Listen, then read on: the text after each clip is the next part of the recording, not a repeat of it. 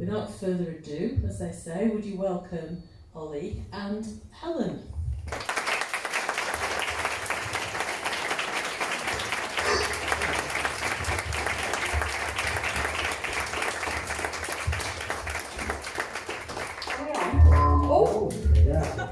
Hello. Yes. We're on. Hello, everyone. Wonderful. Hello. Yeah, as Julia said, welcome, and thank you so much for joining us. Don't move. Let's try not to move. Well, yeah, hopefully we won't get too much feedback. So yeah, thank you so much to everybody for coming out this evening. And what a wonderful, series of talks, really, inspiring the future generations of Birchwood High School pupils. Yes, Done great. good. Yeah, good. All right, good. So obviously you live in London, Ollie, Yes. but what are you doing back here at the moment? Obviously you've still got family here, but you've actually been working on a project, haven't you? Yeah. Hello, everyone. Thanks for coming out, by the way. It's very kind of you. So I've had a bit of free time. I finished Frozen last year, and I've been doing a lot of singing on cruise ships and stuff. Because when you do a West End gig, it's hard. It's 400 shows a year. So this year mainly I've just been doing short contracts and stuff. And my mum, who's at the front row here, Right. Hi, Mum. embarrassing. No, she's sort of asked sort of June time. She's like, I might do a local pantomime. Would you like to help? And I was like, well, if I'm not doing anything, I'd love to help. No big contract came. Because you're never really sure, are you? You Never can't sure. really plan that far ahead. Never sure. I missed so many weddings, so many birthdays, because of just being a self-employed actor. It's really hard. So I've been back. I've been working with a group in Birchwood called Birchwood Acts. Some of them are here, I think. Give us a cheer. And they're doing Cinderella next year, sort of the last week in January at Birchwood High School. So tickets go on sale December, so if you want to go and see a good show, make sure you book tickets. Double plug, there we go.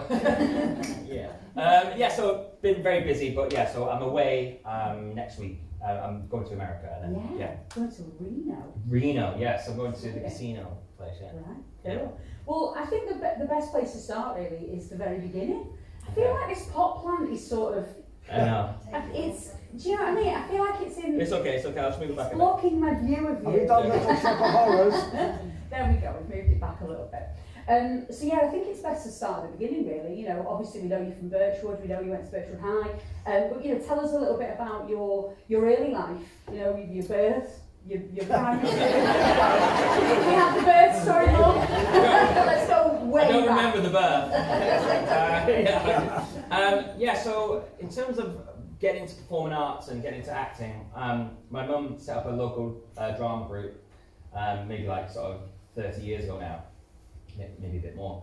And I was always a part of it, even as a 4-year-old, 5-year-old. I think that's how old I was when it sort of started. And I've got really early memories of coming downstairs, asking for a snack as a 5-year-old, and there's people in the front room painting set for their production of Aladdin. I'm like, this is so crazy. So I was sort of thrown into that as a sort of young kid and didn't really fully understand what was going on. But I sort of was always part of it because my mum would take me to rehearsals and I'd watch from afar, and I'd just sit in the corner eating sweets or something. But it was all sort of going in, I guess. Yeah. And then I took part in some amateur productions when I was quite young, probably 8 and 9. I started getting parts where I had lines, which was quite nice. I just wasn't just watching all the time. I was like, oh, I've got a line. And that sort of folded around about when I was about 10 or 11. But I was really into football as well. Every young boy and girl, they sort of into football, and I was like, maybe I could be a footballer. So I really put all my sort of eggs in that basket. That didn't work out. Because I'm here. That didn't work out, and I was like, you know what? So round about, I might be jumping too many decades here, but round about 15, 16, I was like, I think I should go back to what I was doing when I was 10. Yeah. And because that was another passion. So I sort of fell back into it around about 16, 17. And what about your inspiration for things you were maybe watching when you were young? Were there any big musicals that you were really inspired by? Musicals, I'm not too sure about musicals. Maybe JCS, Jesus Christ Superstar was a big one. Yeah. But the house was very musical anyway, so I think it was just always there in the back of my mind. I think actors, it would probably be someone like Jim Carrey. Any Jim Carrey fans? Yeah. And here he is. No, I'm joking. No, but like Jim Carrey is like a massive inspiration to me. And I was just speaking to a guest here today who saw me in Bouncers, which is when I was like 19, and she was like, "All I remember from you in Bouncers, like your face was like elastic." I was like, Jim Carrey. Jim Carrey was my my inspiration. But yeah, Jim Carrey definitely, and just my family, I guess. Yeah. Yeah. So then tell us about high school. What was it like at Birchwood for musicals and stuff? I know Yeah. there was always a musical every year when I was there. Yeah, it was Were good. you always in them as well, yeah? Yeah, it was hard though. I think sometimes like, you, especially when I was, I mean, I'm a bit older now, but you know, when I was like sort of like 11, 12, it wasn't that cool to be like fan of musical theatre, and it's like a bit like the Billy Elliot story, innit? Yeah. So I was a bit like, I don't know if I want to do that, and I did sort of fall out of love with it. But like I said, around about 15, 16, like year 10, year 11, I was lucky enough to have good teachers where they're like, they knew I could act, they knew I could sing a bit, so like, come on Ollie, like, just come and join in, like, you can do it. But I was like part of the football team, so I was like, oh, I don't know. But anyway, I sort of year 10 and year 11, I was like the lead in that. So yeah, I sort of, that's when the sort of transition started happening.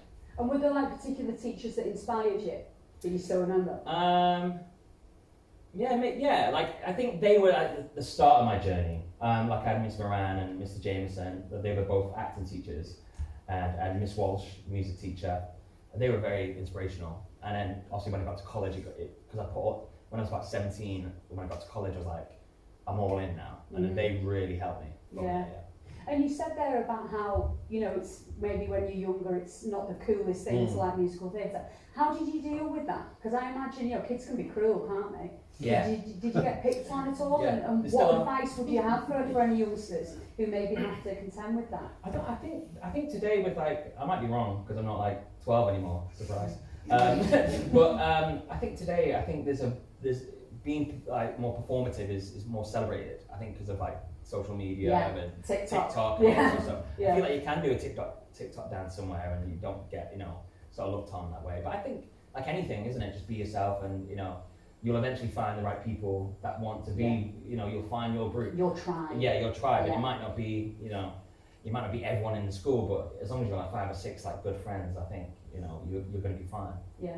So by the time you got to the end of high school, you'd sort of decided it was going to be, you know, it was going to be acting and singing. It wasn't going to be football. Yeah, it was a bit more complicated than that actually, because when I went to Priestley College and I was like, I'm gonna go to Priestley, and I was still getting over the dancing stuff. I was like, I could do acting, but I like the dancing, I'm not sure, because I couldn't dance at all.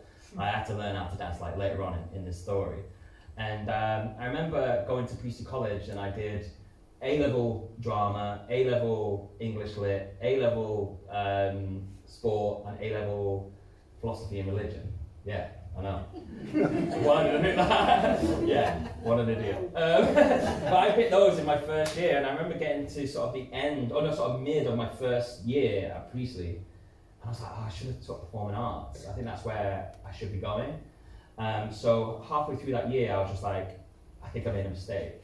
But it was too late to change because halfway through the year. Yeah. So they said, we'll put you on the performing arts thing next year. You can carry on with your A-level drama. Yeah. And then just finish performing arts when you want to. So I actually ended up doing 3 years at Priestley because I wanted to finish my BTEC. But it was only like sort of around the first year of Priestley College where I was like, oh, I want to put my eggs in that basket now. Yeah. So then once all your eggs were in that basket, what were the sort of plans for after Priestley then? Were you looking at different theatre schools? Yeah. So this is where it gets a bit more complicated because, you know, when people go to sort of down these sort of academic routes, you can go through like UCAS points and you can get into colleges and universities with like 3 A's and a B or whatever, and it's like a big sort of hierarchy. But with like performing, because I wanted to go to a theatre school where it was just like performing. Because I think sometimes in unis it might change now, but in my day it was like unis would teach you dance, but then we'll like do a lecture about dancing. So you'd be writing a lot about how to dance. You're like, I just want to dance. yeah. Well, I didn't, but you know, but people will. So I was like, I'm just going to go to theatre schools, you know. So I applied for a couple, went to a couple of auditions, and which is annoying really as well for, you know, all the people in here. It's like, if it might be different now, but it was like £50 an audition. But you have to pay to Yeah. audition. Yeah, it's Oh, wild, wow. eh? Yeah, and you might not even get in. You have to pay to audition. And so that was like annoying. Was your mum paying for that? Yeah, Oh, yeah. yeah. Someone was, yeah. Yeah, not me. Yeah, because I was a student. Yeah. I was working in the turf at the time. Oh, right. Wow. Yeah, good pints, no. Don't worry about me. So I was working in the turf at the time, and so I was only doing maybe a Saturday night shift, so I wasn't having a lot of money. I was actually had to get the train down to London. Yeah. So I didn't actually audition for too many London schools. But I auditioned for a school in Liverpool called Liverpool Theatre School, and at the time, I think even now it's even more, but at the time it was very dancey. And in my head I was thinking, well, I was lucky enough that I could sing a bit, and I was lucky enough that my acting was good. But my dancing, I had 2 left feet, I was literally awful. It's not my fault, because dancing is something that you'll quickly realise it's not like an innate gift. Singing is, and acting is innate. Yeah. But you can't just be born and know how to do tap. But You know? you can learn. But you if can learn. Really, really put your mind to it like you did. That's the thing, Yeah. yeah. So anyway, so I went to Liverpool to audition there because I was thinking, you know what, they're so dancey that I feel like my dance was down here, that they'll elevate it so I could be on a sort of more level Amazing. playing field, yeah. Yeah. So then I went there and I got a scholarship, for 3 years, yeah. Wow, yeah. So what are your main memories of Liverpool Theatre School then? What stands out for you? I remember. Who's laughing? No, I remember. What I do remember, because I quickly realised I struggle sometimes with change. Change of sometimes it takes a while to get used to a certain environment, and it takes you maybe a couple of months. I remember waking up. There's a couple of things, but I remember the key memory is that we started most terms in September. So as you can see, it's dark outside and all that sort of stuff. And our first dance lesson was at 9 a.m. or 8:45, and we wouldn't get out till maybe 6 p.m. I remember walking in, and it being in the morning, being pitch black, and then leaving, and it being pitch black. And I was like, this is the worst choice ever. Imagine putting on a jockstrap at 9 a.m. It's the worst thing. This is I was in a leotard. I was like, this is awful. But I just kept my head down. I was like, no, I need to learn how to Sorry, dance. I've got to go back to jockstrap. Yeah. You have to wear a jockstrap? Yeah, in ballet, yeah. Wow. Yeah. You've seen the ballet dancers wear Well, I mean, it's very tight, unitards, isn't it? Yeah. Yeah, especially at that time in the morning. So yeah, you definitely have to wear a jockstrap. So so that was bad. And there was another one as well where, again, this is mainly about dance, but we when we first got into the classes and stuff, we had to get put in sets to be right, okay, who lands where. So we had top set, middle set, bottom set. And I remember getting out my new brand new tap shoes, and I went to the sort of assessment, the lowest assessment, because I was thinking, well, I'm not going to go to the top assessment because I don't know what I'm doing. I remember being at the back and of the lowest assessment, and then the teacher was like, okay, that's simple, everyone, just do a single time step for me. And I was like, what the hell is that? Wow. And I just stood there no idea what that is. Everyone starts going I stood there because I didn't know what it was. Okay. And you always can tell if someone's good at tap because tap, you scuff your feet a lot. And if their tap shoe is battered, it means that they've tapped before. Yeah. Mine, you could see your face in the reflection. I was they've never been worn before. And they came up to me, and it was a couple of us at the back, and we were struggling. And then that's when it's not happened again. But I said they have top group, middle group, and bottom group. I was in another group, which is so low. The basement. They called it underground.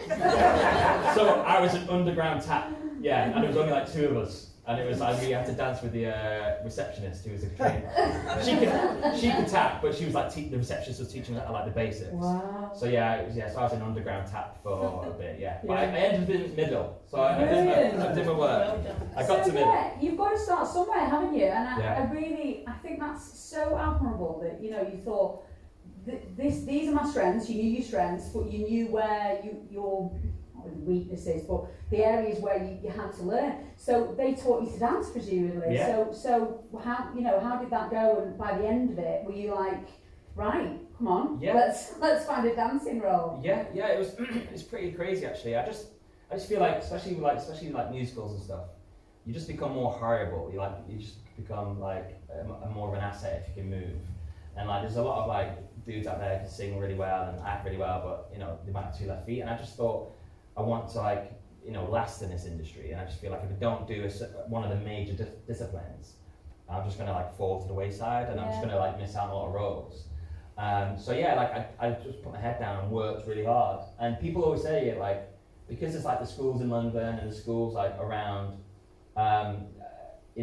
they always think that the best place is in London to train. And I always say it's not. I always say the best place to train is the place that you put the most work in. Yeah. You can be anywhere, and as long as you put the work in, you'll get that out. Well, yeah, because I was going to say, coming from the north and not being in those circles where you've been born into the industry or anything like that, have you felt that you've ever been at a disadvantage? Not really. The only thing that I ever felt when I came down for auditions and stuff. So I graduated from Liverpool at this time, and I'd come into like a room like this and would do an audition. Like everyone in that audition would know each other. Right. So in the waiting room, they'd be like, Dale, how you doing, mate? You know what I mean? And I'd be like, I would know no one. That's the only thing that I felt. But I just kept myself to myself, put my music in, and just kept my head down. Yeah. So then at the end of the 3 years at theatre school, what happened then? Was it just like everyone just tries to get a job? Is that what happened? Yeah, pretty much. I was quite lucky because we did in the 3rd year of most theatre schools, you'll do like a showcase where you do a showcase and you show like agents, basically like you show them what you got basically, and do like a sort of 45-minute show. And I was quite well featured. But before that, I did a professional pantomime, and I was like one of the dancers. And the director of that panto was like, I like you, like I like what you've got. And he said, can you sing? I said, I'm a better singer than dancer actually. I was like, and he had an agency, and he was like, I'd love you to assign you to my agency. And then I was like, well, this was like sort of, because it was panto, it was around about December time. And I knew I had my showcase in like March 2012. And I said, is it all right if I just like don't sign straight away because I just want to see if I get anything else? And he was like, okay. He's probably a bit offended, but he was fine. But all that meant is that when I did my showcase in London, we did it at the Criterion Theatre, which is like in Piccadilly area. I wasn't nervous that much because everyone else was like, all my year were panicking. They were like, I need to get an agent, I need to get an agent. And I was like, I've got a backup. I was a bit like, I've got, his name was Anthony. I was like, I've got, it's fine. So that was like the end, sort of coming to the end. And then luckily, I auditioned for a show called Hairspray. And that was a summer season, and that was my first job. The only downside to that is that I missed my graduation because of it, because I had to go to I had to go to rehearsal. But yeah, I was straight out. And a job straight away. Yeah. But that first job was a bit of a tricky one for you, wasn't it? Yeah. So tell us about that. Yeah, honestly, like it's so crazy because this is like my worst job ever. And it was your first one. Which is crazy to think about because obviously like you train for so long, and obviously if you think about it this way, like I did sort of maybe from like 15 to 16, I was like sort of turned my brain on to musical theatre. Then I did 3 years at Priestley, 3 years at Liverpool Theatre School, just like absolutely like trying to be the best version of myself. Then I got the job and I was playing Link Larkin in Hairspray, so I was like, oh my god, I'm playing a part. And honestly, it was like the worst experience of my life. Like I hated every moment of it. Wow. I felt bullied by the creatives and other staff and other like cast members, sorry. Because I was at the front and I could, basically like, they were making like sort of, what's the word, when you start making sort of like a thing of me, like an example of me. It's like if I went wrong, they could shout at everyone, but rather than shouting at everyone, they just shout at me, basically. Wow. It was really horrible. And yeah, so that was like my worst experience. Like, and I lost my voice. I lost my voice. Not again. I lost my voice. I lost my voice. I lost my voice, which I never lose, and I never lose my voice. And I was like, oh my god. And I was going through like loads of personal things, like family and stuff. And then the director was awful to me, and I remember him like, this was like 2 weeks in, and I still couldn't sing one of my songs. And I did the right thing at the time, but because I just graduated, I had no like reference point. I had no like, am I doing the right thing? And basically that right thing is, if you've got a bad voice and you're in rehearsals, don't sing. Yeah, you rest Don't it. get pressured into people going, oh, just sing a bit so we can hear it. Just like, don't. Like if you, and I was doing that to everyone, but I was going home and I was just hating every moment of it. And anyway, the director came up to me and was like, just so you know, like, we've got a guy in London like ready to go, like, and to come in and take your part if in the next couple of days your voice doesn't get any better, which is the worst thing to hear. And I was like, okay. And he started saying, oh yeah, it's a £250,000 production, like you're one of the leads, like what's going on, da, da, da. And I was just like, okay, I just took it. And I remember coming out of the room and I was just like, oh, so overwhelmed. And I went into the bathroom and I started crying. And I was like, oh my God. And then a guy called Hugo, who was probably about my age now, he was playing Corny Collins. And he just saw me crying. And he knew straight away because he saw what happened in the rehearsal room. He saw it all and everyone was talking about it. And he just grabbed me like by the shoulders and was like, oh my God, Ollie, like, it's not like this. Yeah. He's like, please don't think. Well, because you must have been thinking, what have I done? Yeah, like, this industry is awful. Like, you must have been terrified. Yeah, because I had no point of reference. Yeah. I just thought, oh my God, every professional director is going to be like this. Like, what have I done? What have I, worked so hard for just to be bullied, basically? And because I was easy target, I just graduated.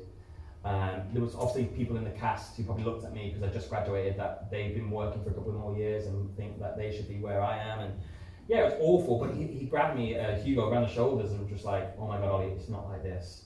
And I was just crying. I was like, oh, I don't know. He's like, no, please, I don't want this to like stop you. And we spoke before about this, but I've always made sure that when I moving forward with all the stuff I've done since then, if I ever find anyone who feels like they're being like victimized, because it is like, it's so exposing acting. I promise you, like it is like to stand in front of a room full of people, potential strangers. Hello. But it is really exposing, and also you train so hard and you put so much money into it, and for someone to graduate and go, this is the worst experience ever. So I always make sure that if I ever see anyone like in that sort of position, especially like in musicals and stuff, I'll always make sure that I am like there, Hugo. I'm always like, hey, let's chat, and I'll always like have an arm around and like, it's not like this. I wonder where Hugo is now. Do you know? He's an agent now. Is he? He's an agent, in London. Yeah. He's a nice guy. But you'll never ever forget him. No, never. Yeah, he's a good friend. Yeah. And it is a very vulnerable, as you said, it's a very vulnerable industry. Do you find that it can sometimes? Obviously, there's a lot about mental health now, in particular men's mental health. Do you feel like your mental health is supported? Do you know what I mean? In the industry. Yeah, I think so. I think to be honest, actors are quite open. It's very, it's actually, because we have to be tactile at work, and we have to like sort of get to know each other like quickly, and people actually probably think it's one of the main professions where people clock changes of sort of demeanors and stuff. And so in terms of like acting, and especially in the West End, I think everyone just knows. If someone's having an off day, they always know, and I think it's actually not too bad, because I think we do, because you'll do rehearsal and you'll meet your co-star on a Monday, and if you're playing like romantic leads, you'll be like snogging them on a Friday. so like you need to be like, you just get to know each other quick. Oh, what is that like? Snogging. Yeah. Maybe afterwards. No, what's it like? It's not like a complete no, what if you like don't get on? Do you know what I mean? Yeah. Have you had a co-star that you've not really got on with, and then you're about to snog them? Not snog, but I've had like people on stage that we don't see eye to eye. Yeah, that's happened a lot. But like kissing is like, it's magical. No, it's as long as it's, to be honest, it's changed in the last couple of years. Like the last like sort of like 15 years, it used to like just be like, then you kiss, and but now you have like intimacy coordinators. I've heard about this. So it becomes more choreographed so now. So you have them on all shows now? Yeah, you would do, yeah. But when I did Frozen though, we did it during COVID, as in we did it like, COVID just happened, and then we'll obviously talk about this in a bit, but in terms of the kissing, we didn't kiss. Like Anna kisses Hans and Christoph in the show, pussy. No, one second. And then and we never kissed during rehearsals because we were all a bit like we were all getting tested twice a day at that point. So it's just like so we didn't kiss just to be safe. And then literally we had the preview that night and none of us had kissed. And it was like, well, we're gonna have to put the kiss in because it's like it's awkward. You just like shake hands, and especially yeah, but like especially after like 2 hours of like slogging, like sweating, you're like the audience want to see like Christoph and Anna kiss at the end, you know. And then the choreographer came in and was just like, so it was me, a guy called Obi who played Christoph, and brought in Anna. So there was like 3 of us. And they were like, right, we need to get this kiss. Are we all happy to kiss? And we were like, yeah, we're happy to kiss. And then it was literally like, it was so crazy because it was like, the choreographer was like, okay, Obi, you kiss Steph, who plays Anna. They kiss, and I'm just there watching them kiss. Then it was like, okay, yeah, that's good. And then Steph, you kiss Ollie. And then probably Obi was like, what? Really weird, but yeah, so kissing's weird. Kissing's weird. It's like being back in school when you have your first kiss. Yeah, and it's always weird when their partner's in. It changes, definitely. So we've jumped forward a bit there to West End, but let's start at the beginning of the West End. And so your West End debut was Book of Mormon, wasn't it? Yes. Yeah. So tell us about that. Yeah, that was a sort of a crazy journey, to be honest, because it was after I finished Hairspray and I did a couple like smaller jobs, and it was this musical that I auditioned for in 2012, and I was still training at the time. And it was like this new like Broadway. It was like the biggest ticket in town, and I was like, I know I'm perfect for it. I just knew. I just knew. Sometimes you just know, don't you? It's like I guess we all have this. Like even if you go for a job interview, because that's effectively what it is. You just know if you like. You just know you're perfect, and you can do that. So I auditioned for it in the first year, the original cast, and I got quite far, but then got cut. But I was still training, so I was like, okay, fine. And then the next year, I auditioned again, I got a bit further, then got cut. And I was like, okay, like this is the year. And I said to my family, I was like, they asked like early, this was going to be 2014. They're like, what do you want for this year? This was January time, and I was like, I'm going to be in Book of Mormon. It wasn't. I want to be. It's like, I'm going to be. Mm-hmm. And yeah, I did 7 rounds, I think, of a Book of Mormon, and it was just like the most intense thing ever. Like, and when you get further in like auditions, the panel just gets bigger and bigger. That's probably the best way that you're getting like to the end of the tunnel. It's like starts off like one guy behind a desk, and then your 7th round is like 15 people behind a desk. And is it always that many rounds? Like roughly, give or take. 7 rounds. And it was just crazy because at the time I was helping my agent at the time with a show in Burnley, and he was my agent for Book of Mormon, and we knew the calls were going out that day, because basically we went in theatre between Monday and Friday, like the office hours. So as soon as Saturday or Sunday happens, you're not going to find out anything. Yeah, so you can relax a bit. You can relax Saturday, Sunday, yeah. And it was getting to the end on Friday, and we knew it was going to be that day. And then my friend texted me, who was in the finals with me, and was like, I've got it. I've got Book of Mormon. I was like, oh my God, the call's going out. And he went, have you heard anything? I went, not yet. It's getting to like 4:30, like 4:45. And then, because I was staying with my agent, every time his phone rang, I was like, I stopped, and he just would give me a little like, no, not yet. And I'd be like, okay. And then, he just came in one time, and I knew it was that call as well, I knew it. And he just came in when you did it, you got it. And I was like, oh my God, I think he started crying. And then the first person I called was my mum, but she didn't answer. And I was like, pick up your and then and we just all went crazy, to be honest, because it was like it was a thing that it was my coming from Birchwood and just a working class lad. It was like my Everest effectively, and it was like my because the West End, like I've met some people in London like years gone by, and they find they're so perplexed by like, what, you're from this little town called Birchwood and you're in the West End? I'm like, yeah. It's like, why? So are there not many other northerners really? Are most people from London, from backgrounds where they've grown up with it? Is there a lot of that? Yeah, I think so. And I think because I didn't train in London as well, And because it's such a like financially taxing job, as in like even when you're out of work is when it stings more, like those sort of young actors could stay at home. They could stay in Surrey and just get a train into Waterloo Station and do an audition, go home, and then they're back at their mum's house. But it was not that wasn't the case for me, because I had to get trains everywhere. I was getting trains, and I think it was £52 a return at the time. Which there were times where I'd go, do an audition on the Tuesday, pay that £52, come all the way back home, walk through the front door, and a mate would be like, oh, they want to see you tomorrow for a recall. I'd like, I have to go pay another £52. And it was just like, it was relentless. So yeah, I think in terms of being northern and being in the West End, it's just a bit more of a rarity. Yeah.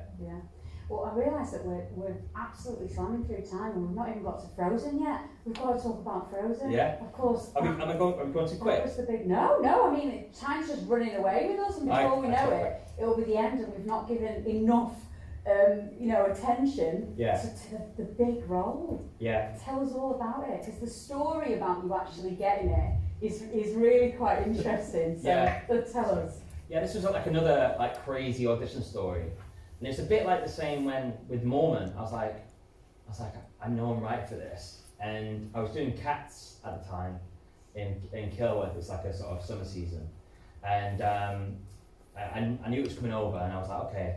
I got an audition, and I went in and I did like a sort of semi-dance round. It was like a sort of pre-audition. It was really relaxed. I don't even think like even the panel were taking notes. They were just like trying to get a feel. Yeah. So this was Frozen coming to the West End for the first time, wasn't it? Yeah. Yeah, original cast. Yeah. And then I got called back, and they were like, "We want to see Ollie for Hans. However, would he be happy to be first cover Hans as well? Because basically, not as well, but if I just want to be seen for Hans, I go into like the principal pool. But if I want to be first cover, which is basically like if that Hans goes off, I go on as Hans. So it's just like a cover basically. And I was like, no. I was like, I want to see for Hans. I want to be the Hans. Yeah, and it was only because same with like Book of Mormon. I was like, I just had a feeling. I was like, I know that I'm good for this. Like, and I know there's not many people that could do it how I would do it, and I just feel like I'm right for it. Yeah, and it's so good to have that self-belief. Yeah, and it's also like, to be honest, it's a bit more self-awareness as well. Like, because there's been things that have come on my like doorstep, and I've looked and gone, I'm not right for that, and I'll tell my agent, I was like, there's no point like wasting my time. I'm wasting the casting director's time. So I went in for the second time. I sang some Hans stuff, did a bit of Love's an Open Door, and then I came back for the third time. And it's like when I said about the panel getting bigger, it gets more important. There was a new dude on the panel. I was like, I don't recognise him, so he must be like, and he was like associate director, so quite high up. And I won't name his name, but he was just like, whatever I did, he was just like, nah. He just didn't like whatever I did. Like if I was like, oh, the sky's blue, he'd be like, yeah, I'm not sure. You know what I mean? So whatever I did with my Hans in that audition, he just didn't get on board with. And he was like, said your Hans is a bit too Disney. He said, it's alright if you just like make it a bit more real. But isn't it a Disney show? Yeah, but yes, make it a bit more real. So I was like, okay. And then I did like a note, and I had like a bit of vibrato on it, like, oh, whatever. And he was like, yeah, a bit too much vibrato, and it was all a bit weird. It was just like I was just like, performing monkey. And I tried my best to like, do all those notes, like on the spot. And I sort of left, and I was thinking, that was so weird. I said, whatever I did, he just didn't. Yeah. But in my head, I was thinking, well, as long as he calls me back for the next round, I'll implement all those notes, and then we can move forward.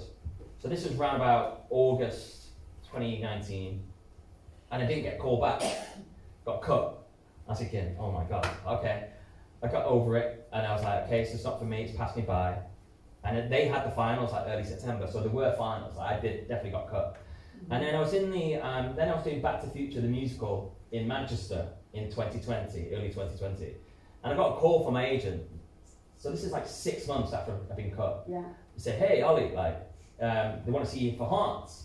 I went, what? It's like, am I in like some sort of like time machine or something? I was like, it's like, I want to see you for Hans. I was like, I've already auditioned for Hans. He cut me. He's like, no, like they're going again because that initial pool. So that sometimes happens. Yeah. Especially like with like Disney, because Disney have got like Disney money. They can just like go again. They don't mind. They're like, we'll we'll go again If to not find. find the right Yeah, if they're not yeah. perfect, we'll just spend more money to find someone else. And then I did in a break in Back to the Future. I did a quick like self-tape with my friend Will, who read as Anna, who's really good. And then what was really weird as well. I'm just worried. Have we got time? I feel like I'm talking too much. What was really This is a really good story. Yeah, what was really weird as well, I did my tape and I sang Love is an Open Door. And I came out my room and I'm on the 4th floor of the Manchester Opera House. And outside, she didn't know me, but I sort of knew her, was a woman called Pip Jordan, who's like the assistant choreographer for Frozen in Manchester. And I was like, what are you doing here? And she was like, oh, you're auditioning for Frozen? I was like, yeah. Because she just heard me sing Love is an Open Door. She's like, what? I was like, what are you? She's like, oh, I'm friends with the choreographer for Back to the Future, the musical. I'm just waiting for him. So I was like, oh, okay. And we just got a little chat, and she was like, yeah, you sound good in there. Like, hopefully see you next week. And I was like, yeah, great. And then I sent off a tape. A week later, I get called to London. So now I'm like, right, I'm back in the mix. I'm back in the game. And I knew this was going to be like the final. I knew it because the rumblings of COVID was happening now. So this was like February 2019. So we're getting to that awful time that happened. 2020. Oh, 2020, sorry, yeah, 2020, yeah. That awful time. And I remember walking in and I met the director, the actual director, Michael Brandage. I was like, right, I'm in the room with the dude. Like, this is, like, it's gonna be good. But in the back of my mind, I was like, okay, remember all those things that his name's Adrian. Sorry, but Adrian, assistant director Adrian, associate director said. So I was like, less is more. Not Disney, no vibrato, do it like that. So then he went, right, go on then, Ollie. So then I did my stuff, and then the director, like the bigwig, was like, yeah, it's too small. He's like, it needs to be more Disney. And I'm like, I was like, oh my god. And then you obviously you can't say anything, so you just go, okay. But in my head, I'm like, that dude. So then I was like, so I sort of reverted back to how I originally did it. Yeah. And he was like, yeah, perfect, great. And I was like, oh my god. And then, and it was going really well. And then right near the end, he was like, I hate to ask this, but can you dance? Full circle, go back to Liverpool Theatre School. I said, yeah, I can dance. He went, rate it out of 10. He said, I don't want people to rate you dancing out of 10, but out of 10. And I didn't want to say like 5, and I didn't want to say 6, but I didn't want to say 4. So I thought, 7. You always 7. So I went 7, and he went, oh, wow, he's good. I went, well, I've been in Cats. That was my only thing.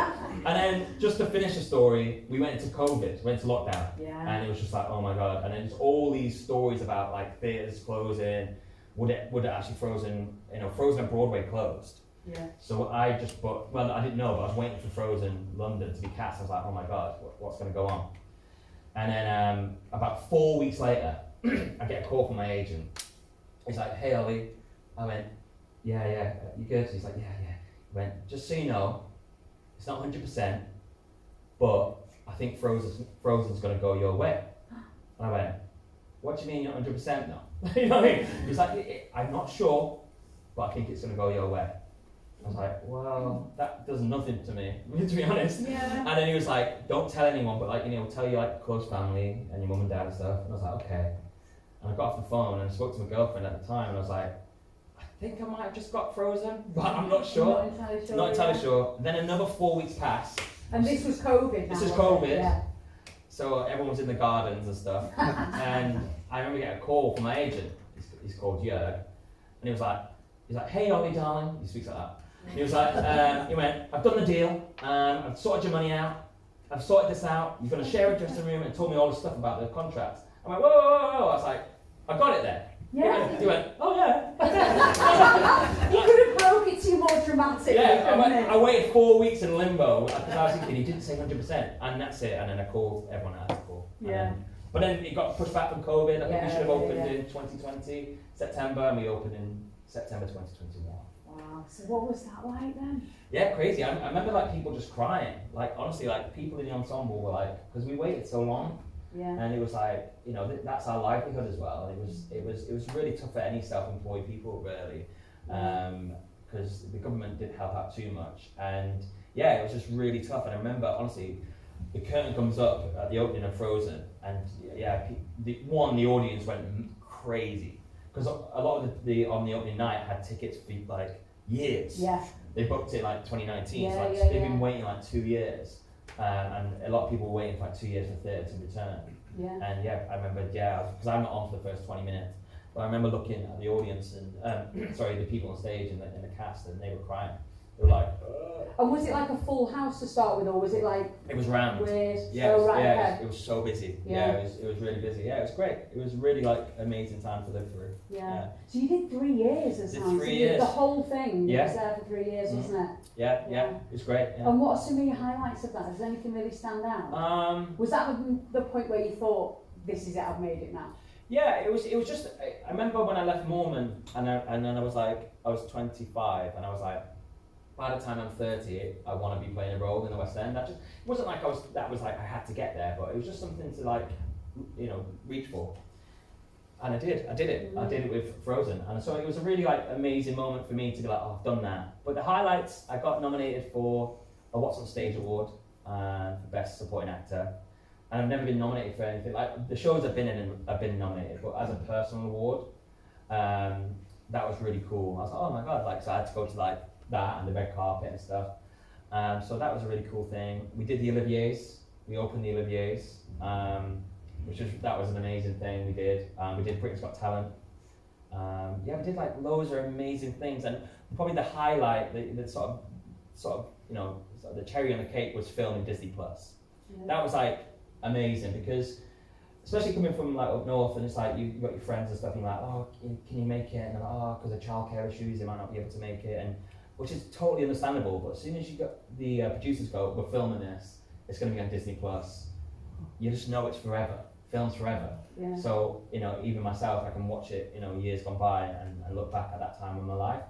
But Disney Plus was like one of the best like sort of things ever, because I'm used to like one take wonders, and like I go on a stage and I have to do it in that moment. You just got to do it, yeah. Yeah, but we had sort of 6 takes for every scene, and I remember like one of my biggest scenes was the library scene.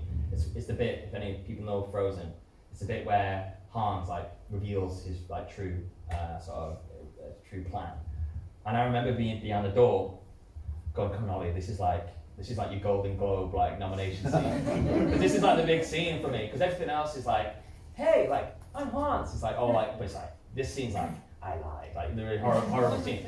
So I was like, like really psyching myself up. And then just before they shouted action, I just heard someone go, like, don't forget, film is forever. And I'm like, oh God. Anyway, and then we did it 6 times, and I was actually, I watched my stuff back on Frozen, and it's like, it's real nice, because I never really get to see myself that close. Yeah. And it was a really cool experience for me, for all of us really. Yeah. It was definitely the highlight. So in a couple of moments, we'll get a roving mic out and we'll ask you questions. If you've got any questions that you want to ask Ollie, so get thinking now. But before that, I'll just give you a few quick fire questions, okay? So what song do you most enjoy singing? Oh, what song do I enjoy most singing? I've actually only recently, and this is only because my sister and I, we went to Wales, North Wales, and it's like a pop song. It's like "Don't Stop Me Now," Queen. Oh right, yeah, classic. Yeah, so that's an absolute banger. Yeah. And what's your dream role for the future? Well, it's funny because people always ask this question, and my answer is always like sort of the same. It's always like, well, this should be quick fire, shouldn't it? You can elaborate a little. It's always like something that's never been done before. I'm always like, I want to do original cast. But it's like one show that I've been thinking about recently, and I'm like, oh, I'd love to do that, and it's last 5 years. Yeah. Oh, right, okay. So, And what would you say your most memorable moment has been on stage when something's gone wrong? Oh. Because surely it happens. Yeah. I just don't know how rude I can be. Okay, there's one moment I've got on my phone. I've the recording, and I can't say what was said, but I'll allude to it.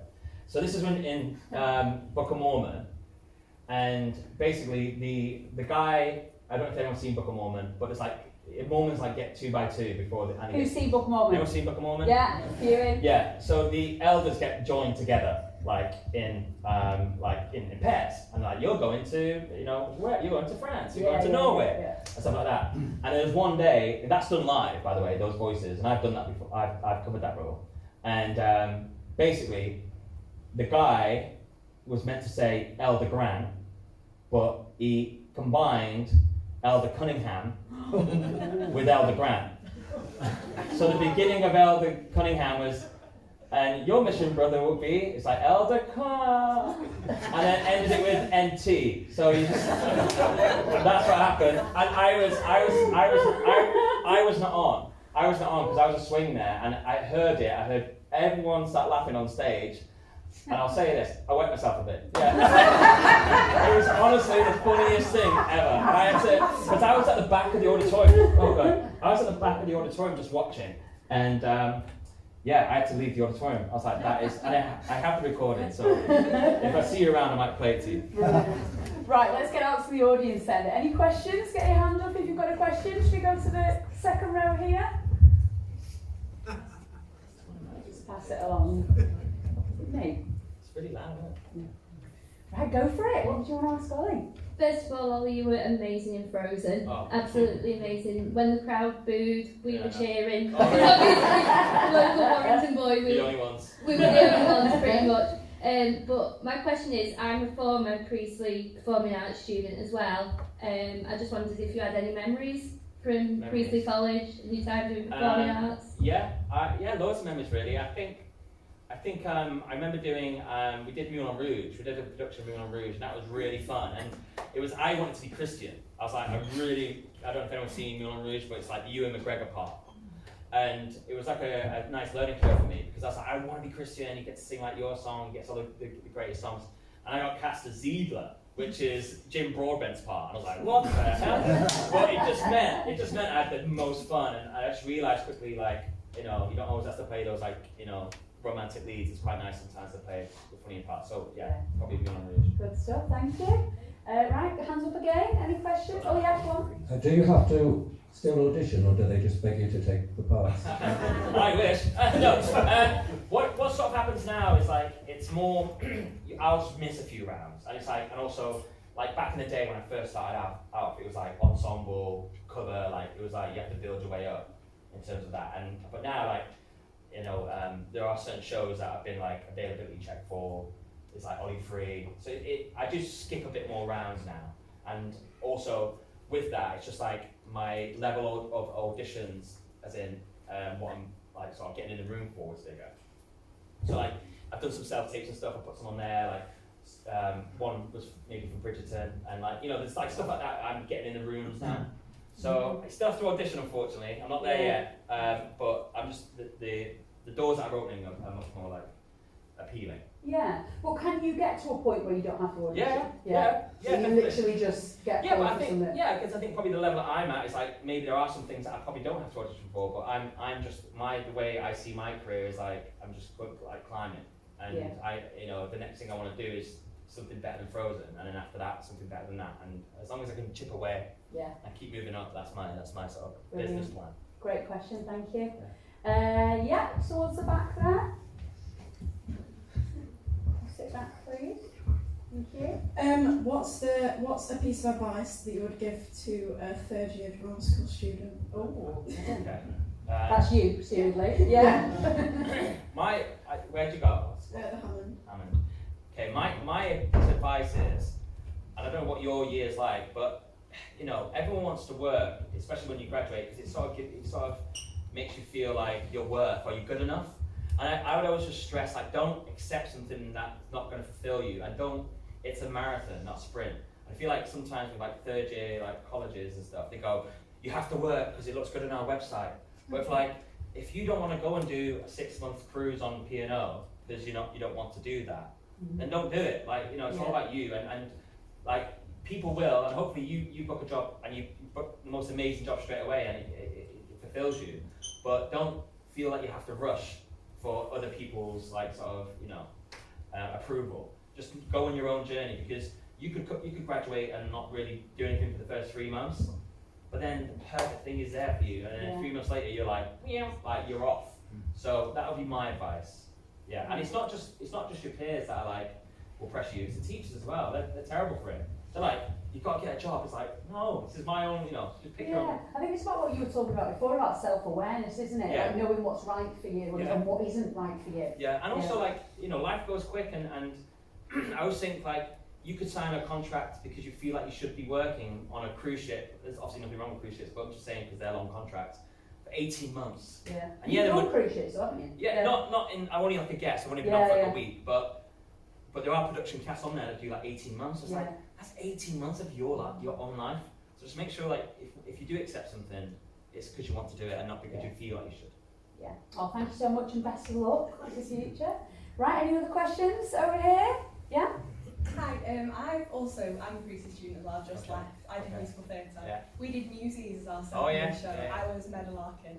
It was amazing, honestly, amazing experience. However, I really struggled in college. It was really kind of toxic for me because when I was kind of ensemble in first year, and then when I got Meda in second year, it was always kind of a toxic environment. Yeah. People were it was a lot of backstabbing and talking behind each other's backs. And how did you stay motivated through that? Like you said, you also had a similar experience. How did you because for me, I chose to take a gap year this year and do youth work instead, completely different. But I'm still really interested and I'm still passionate with it. But how do you stay motivated through that sort of environment? Yeah, it's really tough. It's like sort of what I was saying about being, in school, like having your people, don't feel like you have to impress everyone, I guess. I don't know you were saying you're not going to impress everyone, but keep those people who your own self-belief and people will lift you up. Because unfortunately, and it is like this even in the West End, it's probably not as bitchy, but people probably do say stuff behind people's back. Oh, I could do it better than that. And sometimes you just gotta just know, have your own self-worth and have people around you that when you do have a wobble, when you do go, oh God, I don't know if I'm good enough, to have your friends or your partner to hey, come on, you are good enough, and you're only here, you're here because you're good enough. And that was a big surprise as well. I know I'm sort of going up on one here, but about being good enough. I remember going into Book of Mormon, and I was there early every day because I was imposter syndrome. I was I slipped through the crack, and I'm just a boy from the Northwest, and I should be here. I'm rehearsing in this amazing studio in near London Bridge in London. And I remember going in and doing the dancing and stuff for the first day, and 50% of them were all over the place. They didn't know it, and I was looking at their technique. I was oh my God. And I think that sometimes, I'm sort of going off on a sort of tangent here, but know your worth basically is what I'm trying to say. And honestly, I tell, especially any people from who train around here, they always think, oh, London, the West End. It's no, that's honestly we're good. We do really good stuff here as well. Yeah, so it's about building resilience, building isn't resilience, it? Yeah, thank you so much, and best of luck to you as well. So another question here. Oh yeah.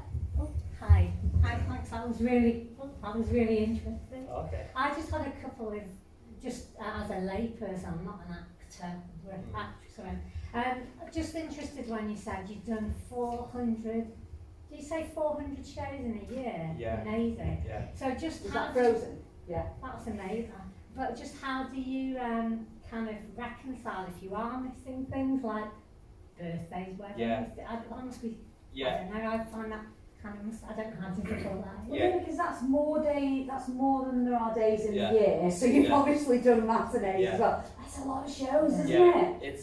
It's brutal actually, and it's it's about going back to what we said about friends and family and having people who support you. And it's just I will always say people always say I've got a stag do next year, it's next July. I'm I don't know what I'm going to be doing. No idea. But as long as you surround yourself by people who understand that.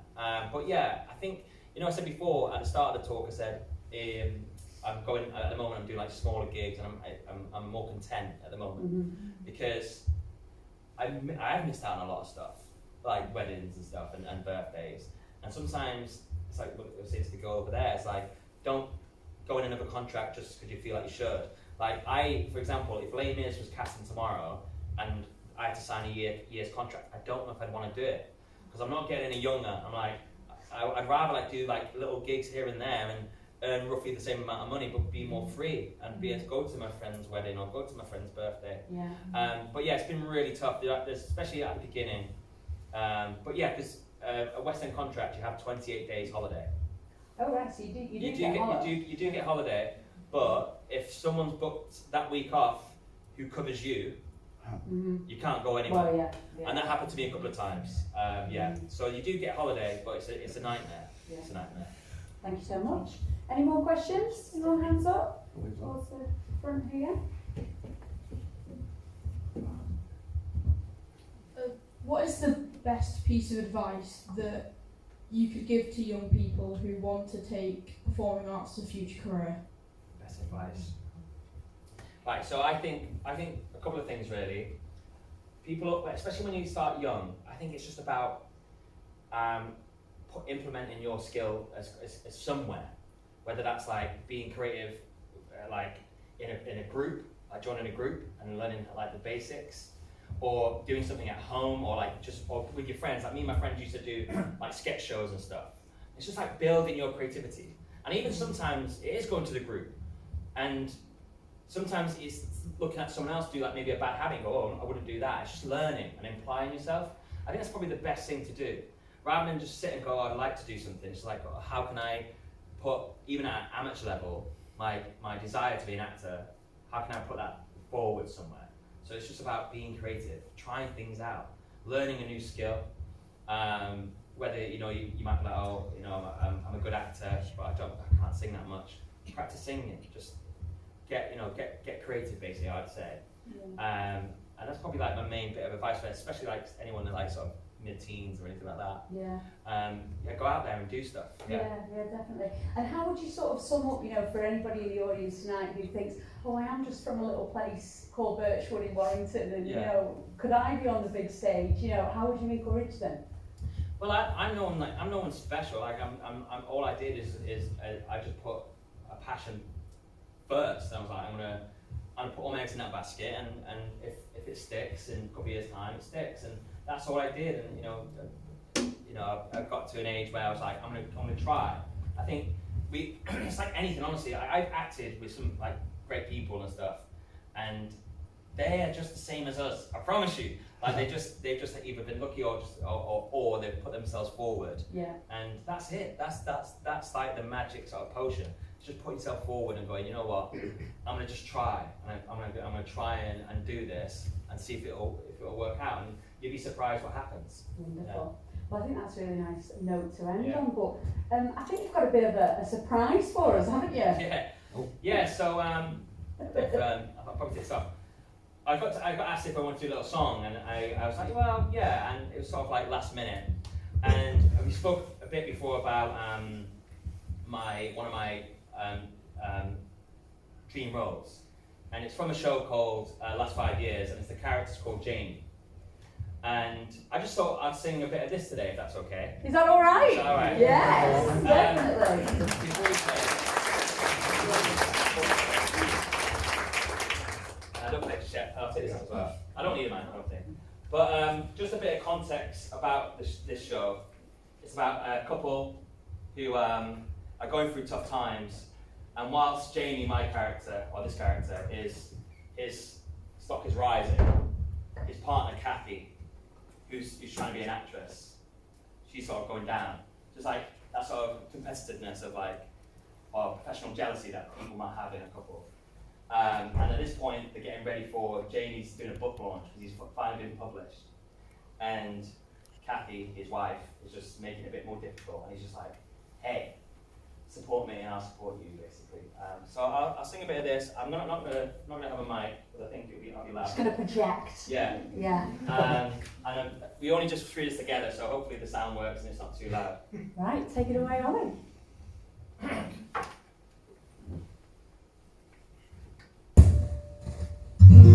back again, please. Just go back to the start.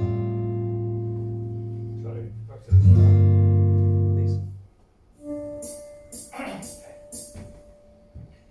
There are people, and they are publishing my book, and there's a party that they are throwing. And while you've made it very clear that you're not going, I will be going, and it's done. But what's it really about? Is it really about a party? Kathy, can we please, for a minute, stop blaming and say what you feel? Is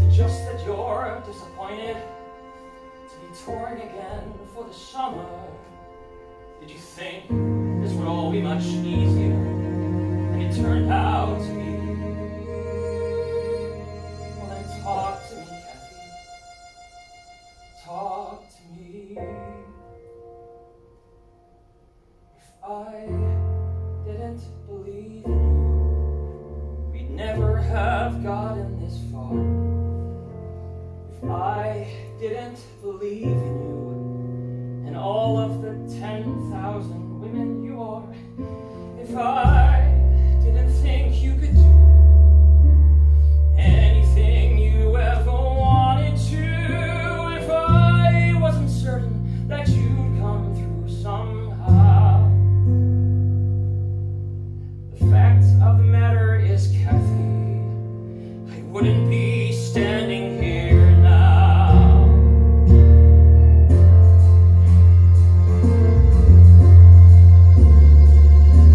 If I didn't believe in you, we wouldn't be having this fight.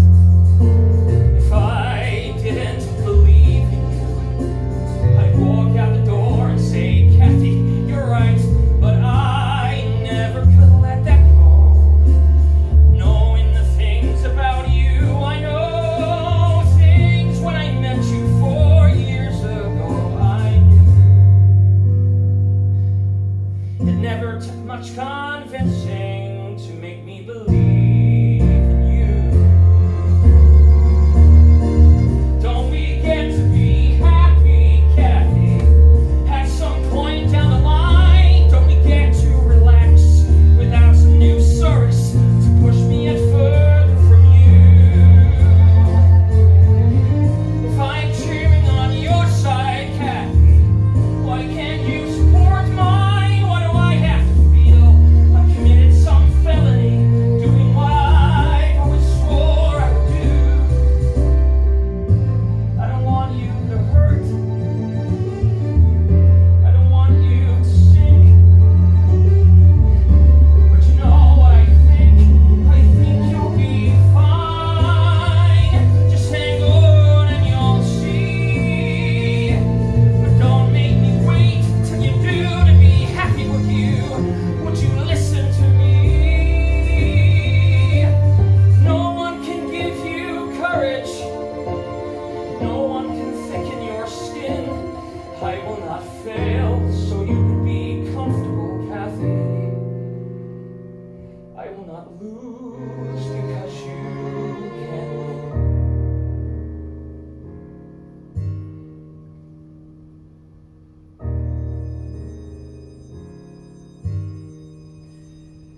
If I didn't believe in you, then here's where the travelogue ends. If I didn't believe in you, I could have stood before all of our friends and said, this is the life I choose. This is the thing I can't bear to lose. Trick us or trap us, but we refuse to fall.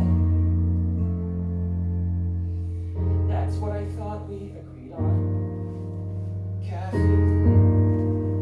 If I hadn't believed in you, I wouldn't have loved you at all. Thank you, everyone.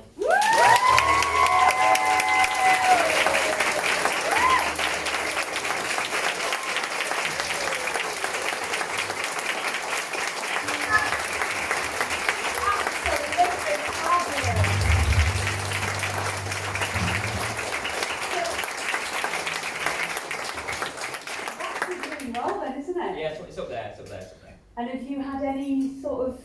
No, like I think it's one of those roles actually where I'm coming up with, I was saying before about having being right for something or not being right for something. I feel like I'm getting into that era now. Of like, I could be, it's a character called Jamie, and yeah, I'd love to one day do that. Right, well, I feel like you're putting it out there. Yeah, you got a manifest, you got a manifest. Absolutely. Well, let's hear it for Oliver.